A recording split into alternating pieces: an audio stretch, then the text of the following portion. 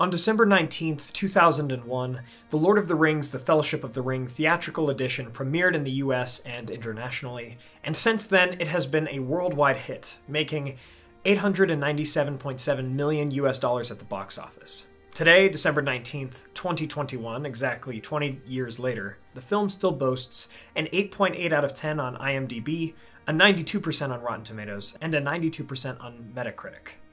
Today we're going to explore just why and how this film has achieved a historic status, just recently being added to America's National Film Registry, and just how the Fellowship of the Ring movie has impacted culture, cinema, and the world of fantasy over the last 20 years. Now, of course, we are a lore channel, so I will especially be examining the use of Tolkien's lore in the film, and the deviations from it as well as how Peter Jackson and screenwriters Fran Walsh and Philippa Boyens made one of three wildly successful films through such strategies. We'll also speak a bit to other cinematic legacies that the Fellowship of the Ring left in its wake.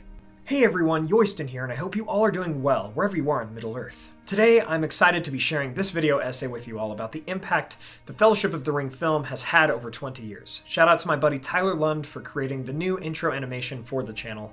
His animation and design work is linked in the description below. Thanks very much, man, I appreciate it.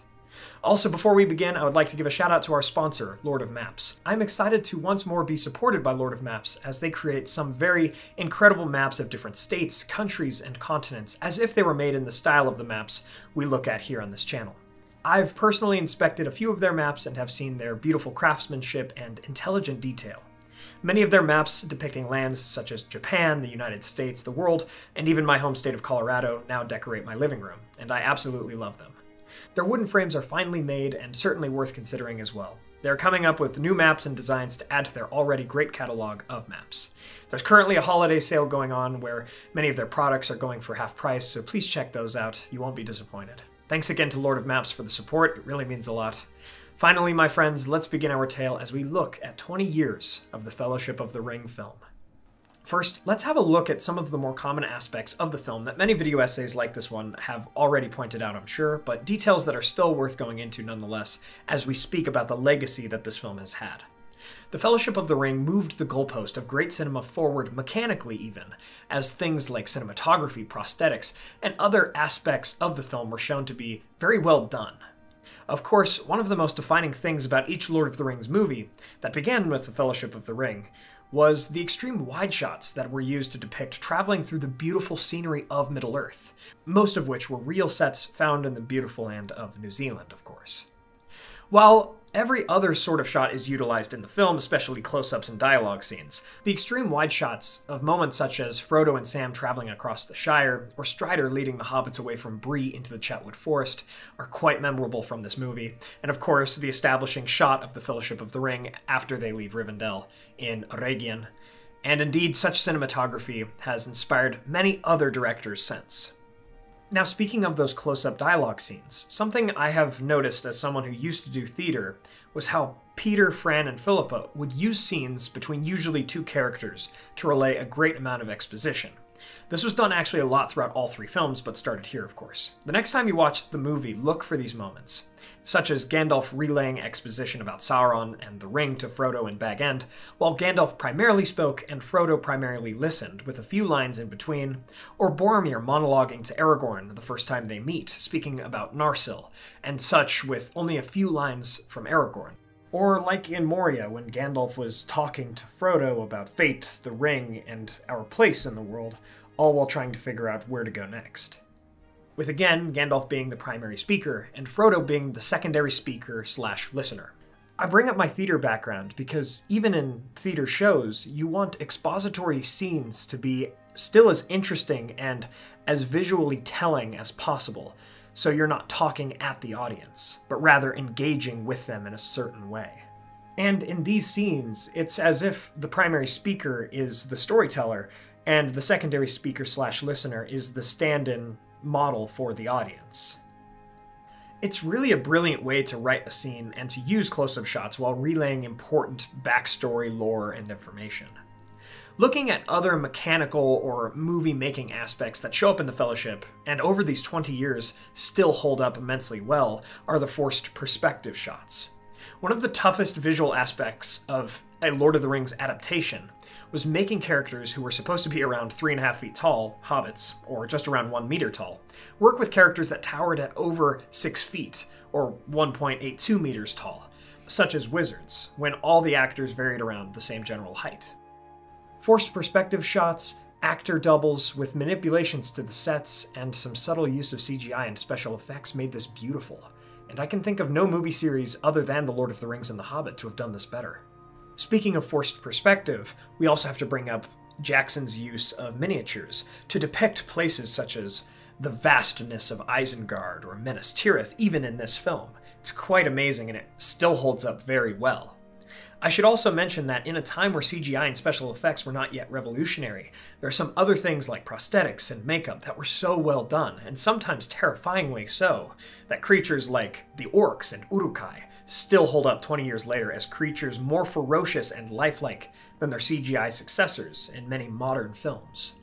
Finally, I should also mention that The Fellowship of the Ring was made in such a progressively artistic way that it could be remastered 19 years later in 2020 in 4K, which in and of itself is simply stunning, and it looks better than many movies made today. I would also be remiss if I didn't mention Howard Shore's score, which stands still today as some of the best music of the modern era, especially when it comes to cinema.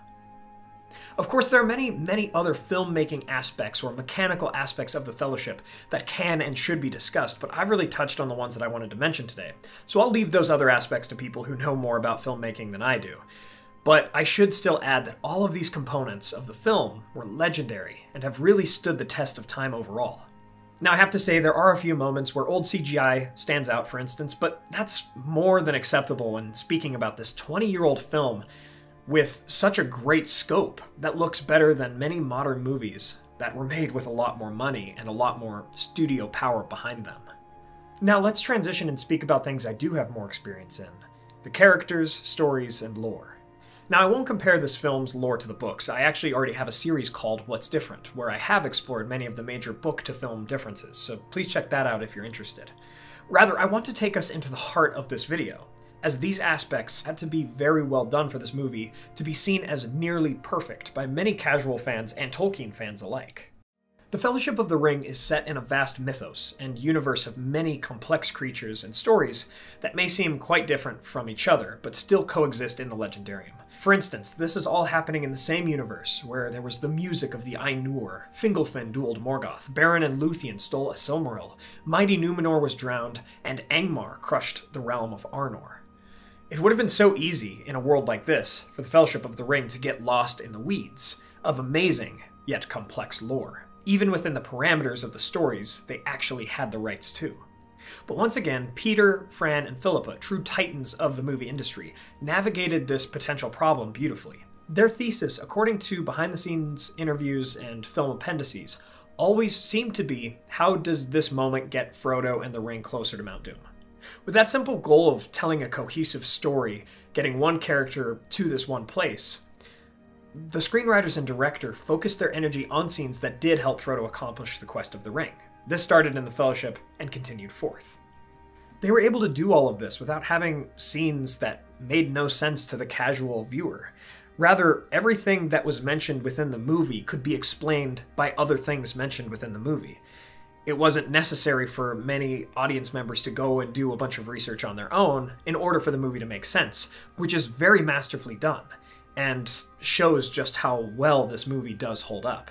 While it does inspire people to go and dig deeper into Tolkien's lore, which would also vindicate and make other aspects of the movie stand out to them even more surely, it wasn't necessary to tell this great story. Now, of course, the extended edition of the film added scenes that, for Tolkien fans like me, were absolutely delightful and did add some complexity, but also more context to the overall story as well. However, much to the sorrow of many Tolkien fans, we never saw Tom Bombadil or the Barrow Downs, but in the defense of this film, while I would have loved to see those scenes, they just were not crucial to the overall plot, that thesis about Frodo getting to Mount Doom. Thus, moments that would have perhaps diverted the story too far off course were cut or were not made overall. But to be honest, it was a wise choice, as it could have made this already long and complex film longer and more complex, especially for casual viewers. This speaks to a larger project the filmmakers had to accomplish, which was cutting down material into something that could both be well adapted to the big screen, yet still resemble its source material. And that is always the hardest part of any adaptation, but it is this Tolkien fan's opinion that this actually was done near impeccably. Lore and background had to be whittled down to be accessible to general audiences, but still epic at large. For this, I point to Isildur and his place in the Fellowship of the Ring. He and his story are actually mentioned very often in the film, as I have observed in more recent viewings, even though Elendil, his father, or Gil-galad, the High King of the Noldor, were hardly mentioned, if at all, in the film. But that Isildur/Aragorn plotline in the Fellowship of the Ring was still very important, and it did impact Middle-earth and the Quest of the Ring in its own way. So it was important to get it right, clear, and concise without making it too confusing by bogging it down with amazing yet complex lore about Numenor, Arnor, Gondor, and all of these histories. There are many moments of lore that are treated in this way throughout the Fellowship of the Ring, where the lore was whittled down to be accessible but still complex. And I think it was wise to handle the complex legendarium in such a way to make it adaptable to screen while also still having it be the Lord of the Rings. In all honesty, this is one of the greatest legacies of the film. The size and scope of the Fellowship of the Ring could be made into a movie, and showed that all of the Lord of the Rings could in fact be translated similarly, despite the concerns of many, including Tolkien himself, that the story could never properly be adapted into film. But I think the Fellowship of the Ring proved it could be. Something of this size and epic proportion could be adapted, and what's more, it could be adapted without nudity or sex or gratuitous violence, something other fantasy movies have had and relied on in their adaptations, at least partially. Overall, The Fellowship of the Ring proved that a story with vast world-building, complex settings, and characters could be made into a film, and even a great film. Something with an amazing, yet great spanning story could actually be on screen. This would surely inspire the many fantasy shows and movies as well as cinematic universes for many years to come, including Amazon's Lord of the Rings show, which is set to premiere next September. But I'll come back to that more in a bit. Before we conclude our conversation today, some last legacies of the Fellowship of the Ring film I would like to comment on are its themes and atmosphere. In a postmodern era of complex themes and the questioning of what things such as virtue, knowledge, and truth actually are, it is inspiring that a movie where virtue, kindness, tenderheartedness, and fellowship can triumph over vice, tyranny, darkness, and opposition and oppression that seems too great to overcome. Although the Fellowship of the Ring ends on a bittersweet note with the death of Boromir, it cannot be denied that there is hope also. Boromir hopes that Aragorn will save his people. Frodo hopes that he and Sam can come to Mordor alone and destroy the ring without further dividing the Fellowship. And Aragorn hopes that he, Legolas, and Gimli can save Merry and Pippin from certain torment and death at the hands of the Uruk-hai and Saruman. It shows that people of all backgrounds and races may come together to make a positive change in the world. Now, of course, these themes would only work if the chemistry between the characters and actors came through. And of course, once more, the filmmakers cast the perfect actors for these roles, and they all became great friends in the process of making these films, which shines through in their performances. These themes of goodness and friendship in the atmosphere of high fantasy, where reigns evil in a distant land, are set up so well in this film, which act as foundations that the following two films have to stand on as this evil is fought against and inevitably defeated in the most entertaining and inspiring of ways. The Fellowship of the Ring's legacies provided such an amazing thematic and atmospheric foundation for the entire trilogy, but also for many other fantasy films and shows to come that have all hoped to follow in this film and its cast and crew's footsteps. Who knows what culture and cinema would look like today without the greatness of the Fellowship of the Ring?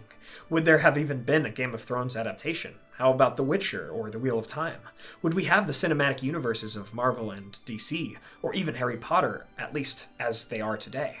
The legend of the Fellowship of the Ring stretches long indeed, and as I mentioned before, Amazon is getting closer to releasing their new adaptation of the stories before The Lord of the Rings during the Second Age, and potentially even before that in the Elder Days, the First Age, the Years of the Trees, and perhaps even the Years of the Lamps. It is my sincere hope that Amazon can follow the legacy of the Fellowship of the Ring and the Lord of the Rings trilogy at large, and avoid the fantasy potholes that this trilogy also avoided. I hope the show does not get lost in the weeds of an amazingly complex lore, but can still remain truthful to it. I hope that it can protect the stories, themes, and atmospheres of Tolkien's works without failing in those duties to appeal to more modern political agendas or ideologies, but rather it can tell a timeless, epic, escapist story like the Lord of the Rings trilogy did. Just like those who had hope for the movies when they came out, I do have hope for the show, especially if it pays close attention to how to successfully adapt Tolkien's works, like the filmmakers of the Lord of the Rings trilogy did. Indeed, this is all to say that the Fellowship of the Ring, which paved the way, shall remain a timeless, epic classic, just as it has for the last 20 years, just as it deserves to. For many film watchers and Tolkien fans, including myself, Peter Jackson's The Lord of the Rings, The Fellowship of the Ring, was the first step into the vast, incredible world of J.R.R. Tolkien's Middle-earth, and for many of us, it shall always give us hope and renewal. For many of us, it's home.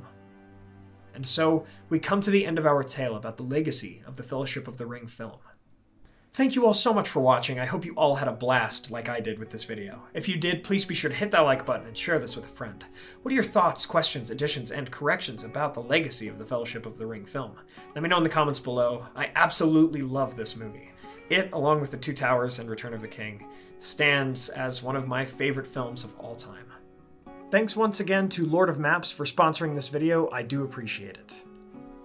Thanks to our Valor Tier patrons, Adrian De La Tour, Chris Ortner, Kyle Wetzel, Peter Shepard, Jonathan Putnam, Mark Kralik, Blair Scouten, Merton, John Hume, Jennifer Wood, Sam McBee, Matt Sabatch, Quantum Catalyst, Elizabeth Calvert, Maz Gibbs, Ben Gardner, Kondar, Reese Jenkins, Adam Petrolik, Kuzan, and Brandon Glidden. Thank you so much, and thanks to all of our patrons. Really means a lot. Please subscribe and hit that bell button to join the Men of the West and all of the Free Peoples today. And I'll see you all again on Sunday with an updated video on the Red Book, Alfwine, and the frame narrative of Tolkien's works. My friends, thank you all so much for joining me on this adventure. Until the next one.